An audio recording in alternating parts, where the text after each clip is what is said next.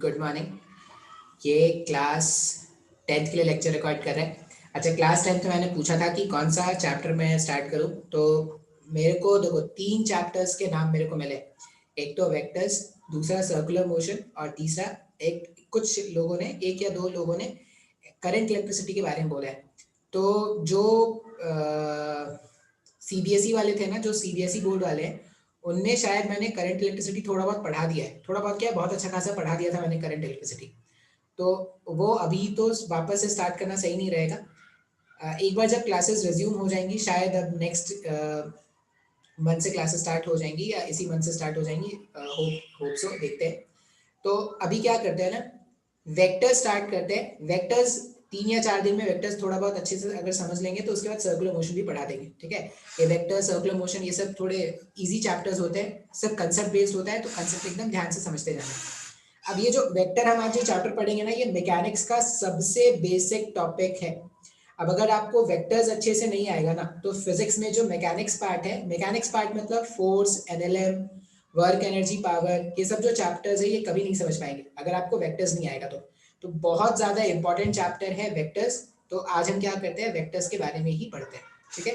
चलिए स्टार्ट करते हैं। अब सबसे पहला जो वर्ड मैं यहाँ पे इंट्रोड्यूस करूंगा वेक्टर्स के लिए, सबसे पहला वर्ड होता है फिजिकल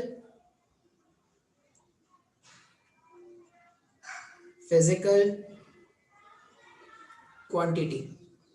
सबसे पहला वर्ड जो हम यहाँ पे सीखने वाले हैं वो क्या है, physical quantity.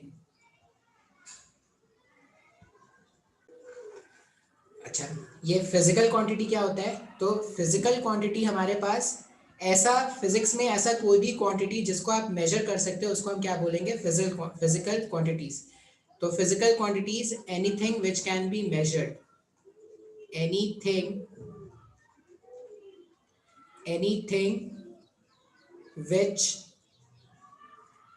can be measured। ऐसा कोई भी फिजिक्स का क्वांटिटी जिसको आप मेजर कर सकते हो उसको हम क्या बोलेंगे, फिजिकल क्वांटिटी। अब फिजिक्स में फिजिकल क्वांटिटीज जो है वो 2 तरह के हैं। पहला फिजिकल क्वांटिटी जो है वो होगा स्केलर, स्केलर। और दूसरा फिजिकल क्वांटिटी जो है वो होगा वेक्टर। अब पहले क्या करते हैं, स्केलर फिजिकल क्वांटिटीज के बारे में थोड़ा बहुत बता देते हैं। वैसे बेसिकली हमें वेक्टर्स के बारे में ही पढ़ना है, लेकिन थोड़ा सा इंट्रोडक्शन में आपको स्केलर के बारे में बता देता हूँ। क्यों? क्योंकि आज से पहले तक आप स्केलर्स को ही पढ़ रहे थे बेसिकली।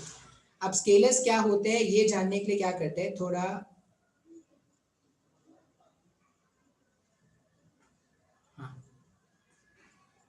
स्केलर्स जानने के लिए, मान लो मैं बोल रहा हूँ कि मेरे पास एक ऐसा पेन है और मुझे क्या करना है, इस पेन का मास फाइंड आउट करना है। ये जो पेन है, मुझे इस पेन का मास फाइंड आउट करना है।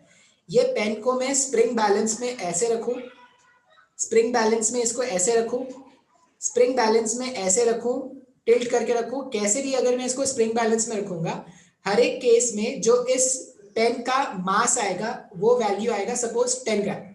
मतलब irrespective of the alignment, irrespective of in the direction you are keeping this pen, you'll always get a value of 10 grams। इसका मतलब ये है कि मास एक ऐसा फिजिकल क्वांटिटी है जो डायरेक्शन के इंडिपेंडेंट है। मैं इसको किसी भी डायरेक्शन में अलाइन कर दूं, मेरे को मास हमेशा 10 ग्राम ही मिलना है इसका, इस ऑब्जेक्ट का। उसी तरह से मैं ऐसा बोलता हूं कि मान लो मुझे क्या करना है, इसके निब से, ये इसका जो टिप है, इसके टिप से इसके एंड तक का मेरे को लेंथ फाइंड आउट करना है। अब तुम ऐसे रख के लेंथ फाइंड आउट करो, ऐसे रख के लेंथ फाइंड आउट करो, कोई एंगल पे टिल्ट करके यहां से यहां का लेंथ फाइंड करो। तुम किसी भी डायरेक्शन में इसको अलाइन करके जब आप इस टिप से इसके एंड का लेंथ फाइंड आउट करोगे, हमेशा you will get a specific value. मतलब इसका लेंथ या इसका मास एक ऐसा क्वांटिटी था जो डायरेक्शन के इंडिपेंडेंट है। मैं किसी भी डायरेक्शन में उसको अलाइन कर दूं, हमेशा उसका मास या उसका जो लेंथ है उसका वैल्यू सेम आने वाला है। अब इस तरह के फिजिकल क्वांटिटीज जो डायरेक्शन पे डिपेंड नहीं करते, या किसी भी डायरेक्शन, अगर मैं डायरेक्शन को चेंज भी कर दूं तो उनके वैल्यूज को कोई फर्क नहीं पड़ेगा, इस तरह के फिजिकल क्वांटिटीज को हम क्या बोलते हैं, स्केलर क्वांटिटीज। तो सबसे पहला डेफिनेशन जो हमारे पास है, सबसे पहला डेफिनेशन है स्केलर क्वांटिटीज। तो स्केलर क्वांटिटीज में हम डेफिनेशन लिखेंगे, the quantities which are independent of direction, the quantities which are the quantities which are independent of direction. ऐसे फिजिकल क्वांटिटीज जो डायरेक्शन से इंडिपेंडेंट है, या आप इसको ऐसा भी देखोगे, physical quantities physical quantities physical quantities which requires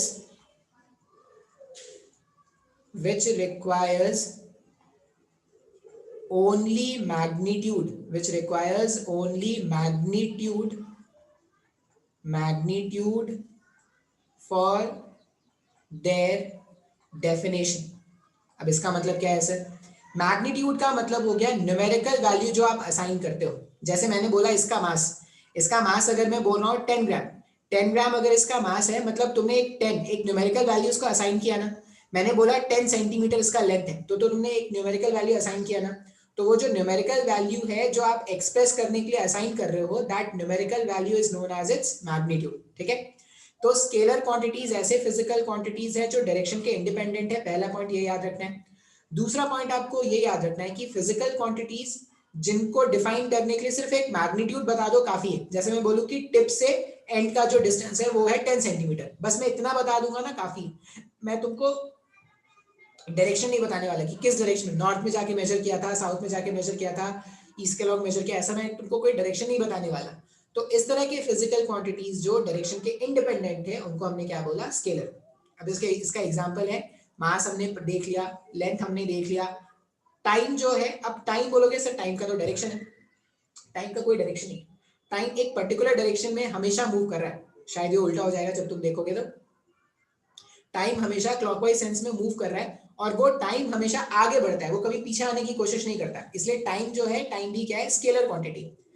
अच्छा, कुछ कंफ्यूजन हो सकता है करंट, जैसे करंट का तुमने डायरेक्शन देखा है, लेकिन करंट का भी डायरेक्शन जो है ना, करंट स्केलर क्वांटिटी है despite of the fact that it also has direction. लेकिन फिर से करंट का जो डायरेक्शन है वो हमेशा हायर पोटेंशियल से लोअर पोटेंशियल है। करंट ऐसा नहीं कि रैंडमली किसी भी डायरेक्शन में फ्लो कर रहा है। करंट तभी फ्लो करेगा जब आपने पोटेंशियल का डिफरेंस क्रिएट करके रखा है। तो करंट जो है वो एक स्केलर क्वांटिटी है despite of its direction.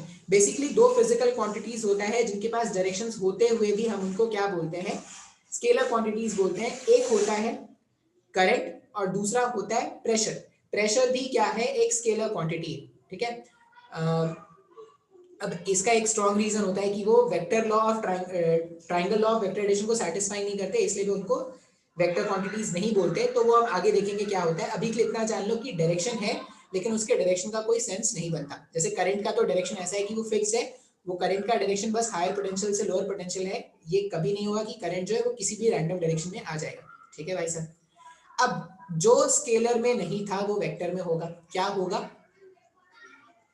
The quantities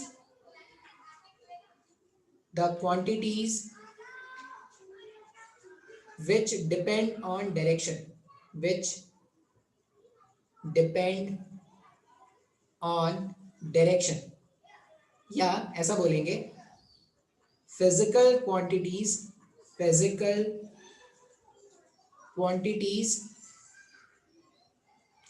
which requires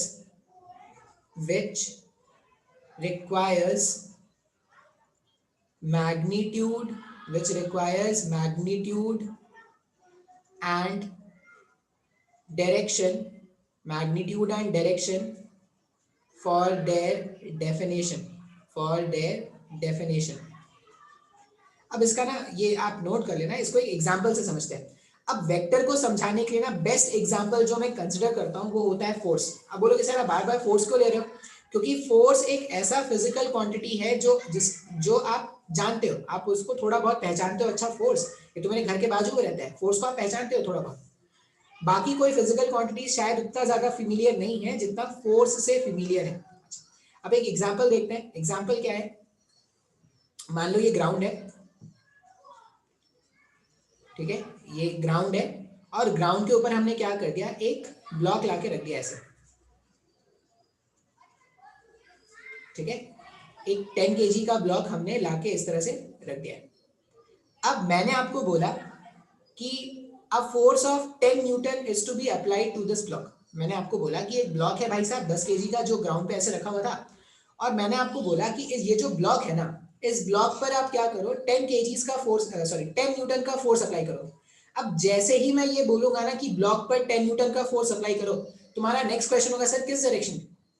तुम्हारा खुद से खुद नेक्स्ट क्वेश्चन होगा कि सर अगर आपने बोला कि इस 10 kg वाले ब्लॉक पर 10 न्यूटन का फोर्स लगाना है, तो 10 न्यूटन इधर लगाना है, 10 न्यूटन इधर लगाना है, 10 न्यूटन इस साइड से लगाना है, इस साइड से लगाना है, नीचे से लगाना है, तो ये पूछोगे ना डायरेक्शन। इसका मतलब अगर मैं डायरेक्शन नहीं बताऊं तुम्हें, मैं तुम्हें ऐसा बोल दूं कि force of 10 newton is applied to the block, और मैं अगर तुमको डायरेक्शन नहीं बताऊं, तो इन्फॉर्मेशन कंप्लीट हुआ क्या? नहीं, इन्फॉर्मेशन इनकम्प्लीट है, इनकम्प्लीट इन्फॉर्मेशन है। जैसे ही मैंने ये बोला ना कि force of 10 newton has to be applied, तुम्हारा नेक्स्ट क्वेश्चन होगा सर इन विच डायरेक्शन, आप किस डायरेक्शन में फोर्स लगाने को कह रहे हो ये तो बता दो। अच्छा, फिर अगर मैं एक और चीज बोल दूं, a force is to be applied in the direction of east, ये ऐसा बोलते हैं कि a force is to be applied on this 10 kg block from left side, left के डायरेक्शन से मैं तुम्हें बोल रहा हूँ कि एक फोर्स अप्लाई करो। तो तुम्हारा नेक्स्ट क्वेश्चन फिर से होगा ना सर मैग्नीट्यूड तो बताओ कि कितने मैग्नीट्यूड का फोर्स लगाने को बोल रहे हो। आपने तो सिर्फ डायरेक्शन बता दिया कि लेफ्ट के साइड से एक फोर्स लगाओ, लेकिन कितने मैग्नीट्यूड का फोर्स लगाना है ये तो आपने बताया नहीं।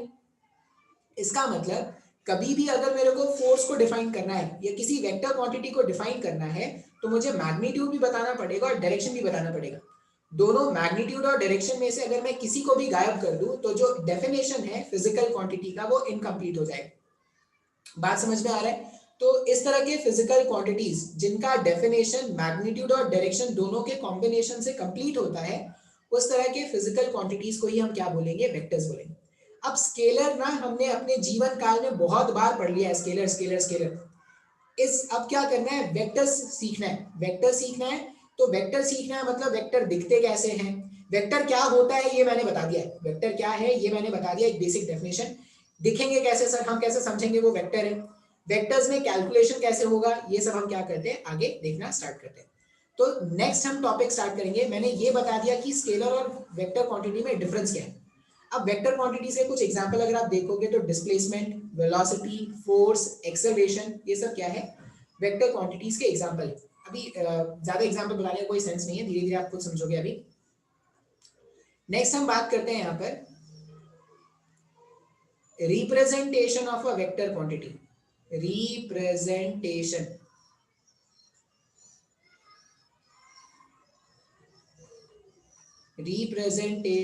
Of a vector quantity. Representation of a vector quantity. अब इसका क्या मतलब है sir, representation of a vector quantity? मैं बोल रहा हूँ कि तुम कैसे पहचानोगे कि कोई वेक्टर है, मतलब वेक्टर होता क्या है ये तुम्हें समझ में आ गया। अब बुक में कहीं पे लिखा हुआ है वेक्टर, तुम कैसे पहचानोगे कि वेक्टर ही? तो वेक्टर को रिप्रेजेंट या वेक्टर को बनाते कैसे है, वेक्टर दिखता कैसा है, उसके बारे में बात करने वाले हैं। तो अभी क्या करेंगे ना, वेक्टर का मतलब क्या है? आप कोई भी लेटर लिख लो, कोई भी डिजाइन बना लो, कोई भी सिंबल बना लो और उसके ऊपर लगा लो एक एरो ऐसा। ठीक है, एरो हमेशा ऐसी इस डायरेक्शन में एरो रखना है, ऐसा नहीं कि एरो ऐसे लगा दिया क्या सर, ऐसा लगा दिया क्या सर एरो, नहीं, वो गलत हो जाएगा। आप कुछ भी लेटर लिख दो, कोई भी नाम लिख दो और एरो इस तरह से लगा दो। आप लिख लो अपना नाम, अपना नाम क्या लिखोगे? क्या नाम लिखोगे अपना? जो भी तुम्हारा नाम है यार, तुम्हारा नाम, तुम्हारा नाम तुमने लिख दिया तुम्हारा नाम और उसके ऊपर एरो बना दिया, मतलब वो क्या है? वो एक वेक्टर क्वांटिटी है। किस तरह का वेक्टर क्वांटिटी ये मेरे को नहीं पता, लेकिन हाँ भाई साहब वो वेक्टर क्वांटिटी तो है। या तुम्हारी मर्जी, तुम कुछ भी लिख लो, तुम लिख लो कुछ भी और उसके ऊपर एक एरो साइन बना दो, तो वो क्या हो गया? वो एक वेक्टर क्वांटिटी हो गया। क्या वेक्टर क्वांटिटी है, कैसा वेक्टर क्वांटिटी, ये हम नहीं जानते, लेकिन हाँ आज के बाद से ये वेक्टर क्वांटिटी ये मेरे को समझ में आ रहा है। अच्छा, ये हो गया एक तरीका रिप्रेजेंट करने का। ये जो तरीका होता है ये होता है symbolic representation, symbol wise representation बोलते हैं इसको, सिंबॉलिक रिप्रेजेंटेशन। ठीक है, अच्छा बुक्स में देखोगे ना तो बुक्स में वो क्या करते हैं, जैसे एनसीईआरटी बुक क्या करता है, इटैलिक्स यूज करता है इस तरह से। यू वेक्टर अगर उसको लिखना है तो वो क्या करेगा, इस तरह से इटैलिक्स यूज करेगा। अगर ये इटैलिक्स में लिखा हुआ है मतलब वो वेक्टर क्वांटिटी। एनसीईआरटी बुक ऐसा यूज करता है, हायर क्लासेस के अगर एनसीईआरटी बुक देखोगे तो।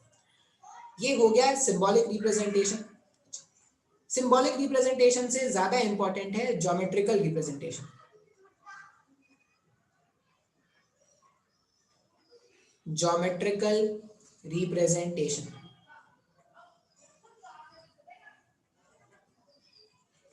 अब ये ज्योमेट्रिकल रिप्रेजेंटेशन क्या है? तो vectors are represented in terms of arrows.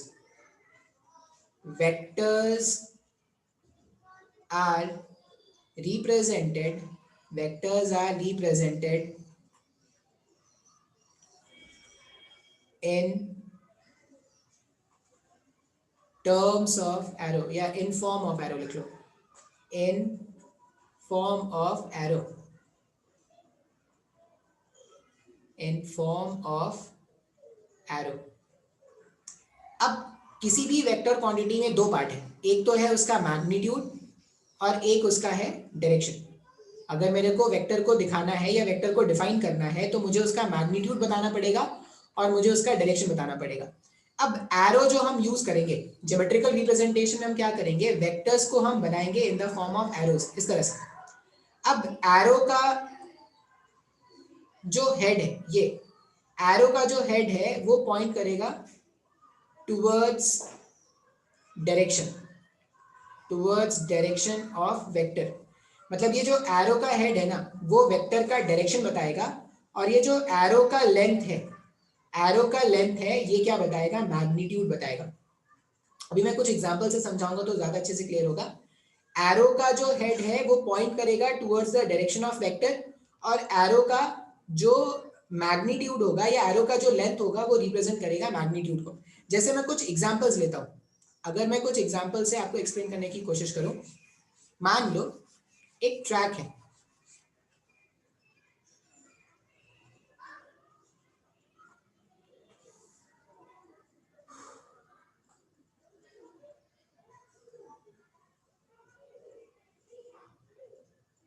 इस तरह से एक व्हीकल है, व्हीकल ए, सपोज ये इधर मूव कर रहा है 10 मीटर पर सेकेंड टुवर्ड्स ईस्ट, ये डायरेक्शन ईस्ट का है, ये ईस्ट का डायरेक्शन है, ईस्ट की तरफ चल रहा है, ठीक है।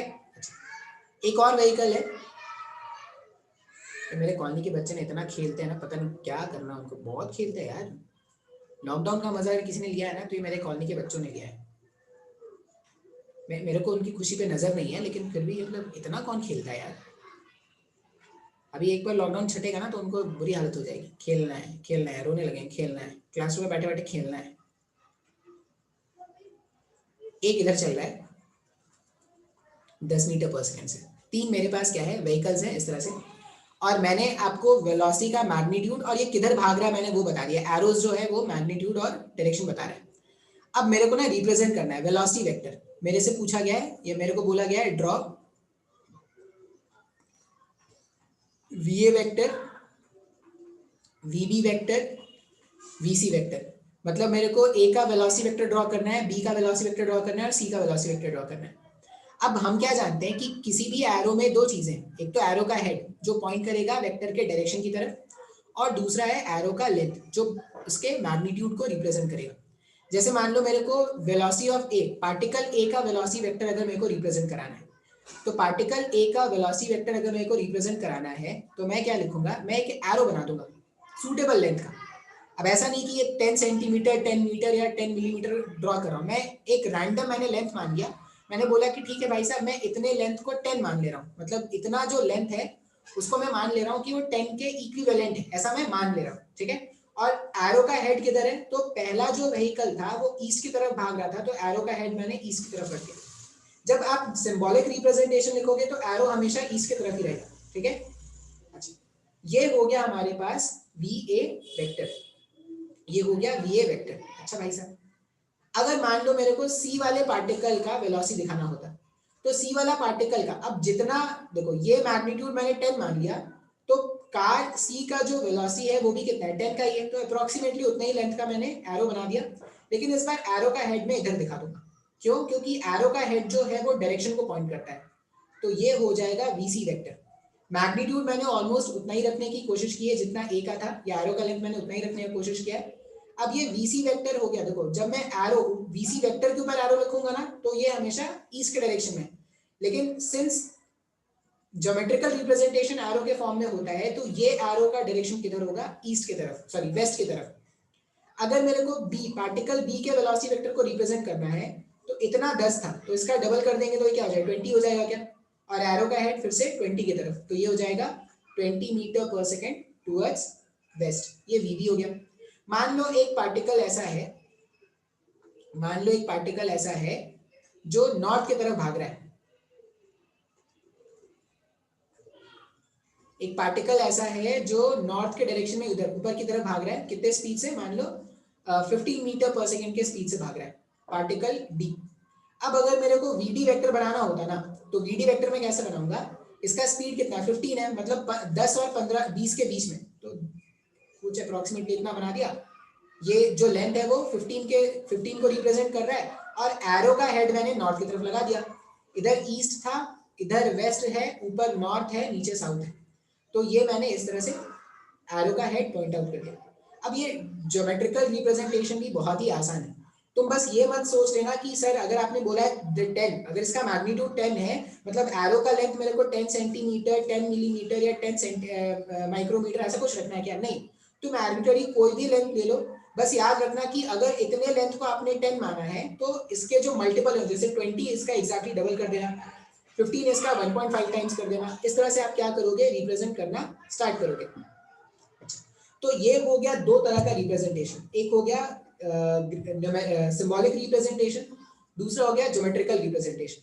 अब ज्योमेट्रिकल रिप्रेजेंटेशन थोड़ा ज्यादा इंपॉर्टेंट है, थोड़ा ज्यादा अच्छा है अभी के लिए, क्यों, क्योंकि ज्योमेट्रिकल रिप्रेजेंटेशन से आपको एक तो उसके डायरेक्शन का भी आइडिया मिल रहा है और उसके मैग्नीट्यूड का भी आइडिया मिल रहा है। सिंबॉलिक रिप्रेजेंटेशन में ऐसा नहीं मिल रहा था। एक्चुअली में ये जो सिंबॉलिक रिप्रेजेंटेशन है ना, ये अभी इनकम्प्लीट है। सिंबॉलिक रिप्रेजेंटेशन तब कंप्लीट होगा जब वेक्टर को रिप्रेजेंट करने का जो तीसरा तरीका है वो हम सीख जाएंगे। वेक्टर को रिप्रेजेंट करने का एक और तरीका आगे जाकर आएगा, कंपोनेंट फॉर्म। जब हम किसी भी वेक्टर को उसके कंपोनेंट्स के फॉर्म में लिखते हैं तो हम उसको क्या बोलेंगे, कंपोनेंट फॉर्म ऑफ वेक्टर। वो सब आगे देखेंगे आगे के लेक्चर्स में। अभी के लिए आप इतना जान लो कि मैंने आपको वेक्टर होता क्या है ये बता दिया, वेक्टर दिखता कैसा है ये मैंने आपको बता दिया। अब मैं कुछ ना डेफिनेशंस बता देता हूँ, कुछ डेफिनेशंस है बता देता हूँ। सबसे पहला, इक्वल वेक्टर्स, ऐसा कोई काम का होता नहीं है, मतलब फिर भी कभी कभी अंडरस्टैंडिंग के लिए चाहिए होता है। इक्वल वेक्टर्स, अब जब तुमने मैथ्स में ऐसा लिखते थे, तो मैथ्स में लिखते थे x इक्वल्स टू वाई, इसका मतलब क्या होता था, अब ये x अगर एरो वैरो नहीं लगा मतलब ये स्केलर है ना, अब स्केलर क्वांटिटी के पास तो सिर्फ मैग्नीट्यूड होता था सर, तो अगर x इक्वल्स टू वाई लिखा होता था तो साफ साफ समझ में आता था कि magnitude of x, magnitude of x is same as magnitude of y। साफ साफ समझ में आता था अगर x इक्वल्स टू वाई लिखा हुआ है। अब मैं बोल रहा हूं कहानी में थोड़ा ट्विस्ट है, ऐसा लिखा है x vector equals to y vector. अब जब मैं स्केलर क्वांटिटीज लिखता था उनके पास सिर्फ मैग्नीट्यूड होता था, और अगर x इक्वल्स टू वाई है मतलब दोनों का मैग्नीट्यूड सेम है। अब मैं लिख रहा हूं x vector equals to y vector, अब वेक्टर के पास मैग्नीट्यूड भी है और डायरेक्शन भी है, तो अगर x vector is equal to y vector इसका मतलब क्या हो जाएगा, both magnitude and direction, both magnitude and direction of x vector and y vector is same. अब ये बात याद रखने वाली है, जब भी मैं बोलूं दो इक्वल वेक्टर्स है, दो इक्वल वेक्टर्स का मतलब हो गया कि उनका मैग्नीट्यूड भी सेम होगा और उनका जो डायरेक्शन है डायरेक्शन भी सेम हुआ। अगर ऐसे दो वेक्टर्स जिनका मैग्नीट्यूड और डायरेक्शन दोनों सेम है उस तरह के वेक्टर्स को हम क्या बोलते हैं, उस तरह के वेक्टर्स को हम बोलते हैं इक्वल वेक्टर्स। बात समझ में आया, ये पहला डेफिनेशन है, स्क्रीन पॉज कर करके आप नोट करते जाना। नेक्स्ट डेफिनेशन क्या होगा, नेक्स्ट डेफिनेशन है नेगेटिव वेक्टर, नेगेटिव वेक्टर। अब नेगेटिव वेक्टर समझाने के लिए मैं आपको वापस से उस एग्जांपल पे ले जाता हूँ, समय को पीछे करते हैं, वापस से आपको उस एग्जांपल पे ले जाते हैं जहां पे कार चल रही थी। एक कार इधर चल रही थी, कार ए, और एक कार इधर चल रही थी, car B. Car A was traveling in this direction with a speed of 10 meter per second. Car B was traveling in this, sorry, car C was traveling in this direction with a speed of 10 meter per second. ठीक है, अब यहां पर अगर आप देखोगे ना तो VA वेक्टर और VB वेक्टर दोनों का मैग्नीट्यूड सेम है। अब मैं ना वेक्टर को ऐसे दो पैरेलल लाइंस के बीच में अगर रिप्रेजेंट कर दूं ना, मतलब वो क्या है, वो मैग्नीट्यूड हो गया वेक्टर का। मतलब अगर मैंने ऐसा लिखा है VA वेक्टर, अगर मैंने ये लिखा मतलब वो VA वेक्टर है। वो क्या है, VA वेक्टर। VA वेक्टर मतलब उसके पास मैग्नीट्यूड भी है, डायरेक्शन भी है।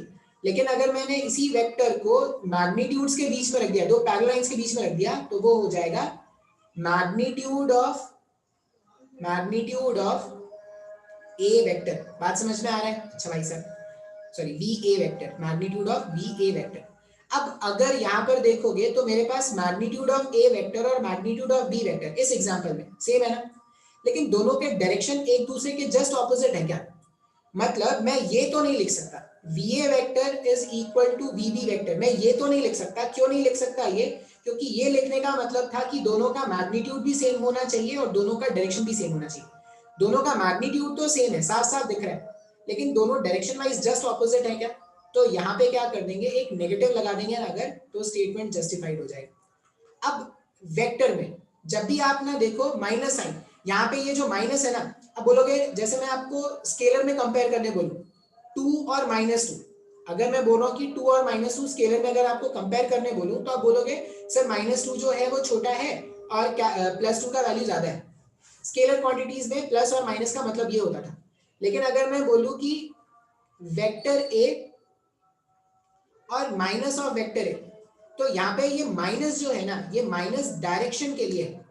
हमेशा याद रखेंगे ये जो माइनस में वेक्टर्स में जो माइनस मिलेगा वो मैग्नीट्यूड के लिए नहीं है। ऐसा नहीं सोचेंगे कि मैग्नीट्यूड ऑफ ए वेक्टर जो है वो ज्यादा है in comparison to magnitude of minus A vector, ये गलत थिंकिंग है। फिजिक्स में ये माइनस का मतलब डायरेक्शन के लिए है। अगर आपने एक साइड के डायरेक्शन को प्लस माना है तो दूसरे साइड का डायरेक्शन ऑटोमेटिक से नेगेटिव हो जाता है।